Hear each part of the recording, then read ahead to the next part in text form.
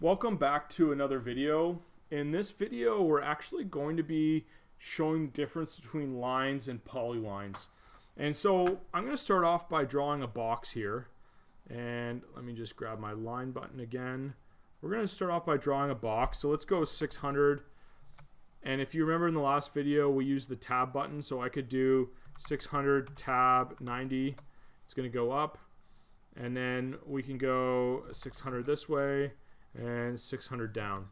And so one of the biggest advantages I think of the Polyline tool is just this one function right now. And so if I click here and I go to offset, and we're going to offset, let's just say 200 here, and we're going to offset these lines like this.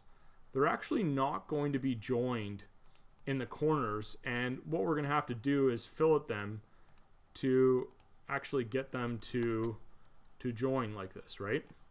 Well, here's a better way of doing it. We can actually use the Polyline tool, and over here is the Polyline button, right? And we can use the Polyline tool, and we can type in 600, enter, and then we can go up here, 600, and then 600, and we can bring it all the way back down into here. And we can also just type in C, and C will close that box.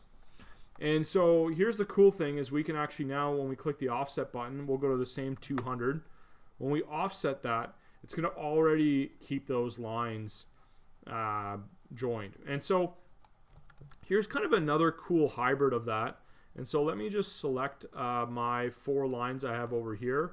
I'm going to grab the copy command, and let me just copy this box over here. And you can see how this is one line, this is another line, this is another line.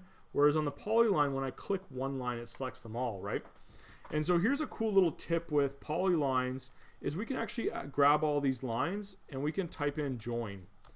And join will essentially take all 4 of those lines and convert them into a polyline, so that when we offset now that 200, we can hit enter, it's going to automatically keep those corners joined. So that's how to work with polylines, the offset tool, the join button, and ultimately become a little bit more efficient at what you're doing in AutoCAD.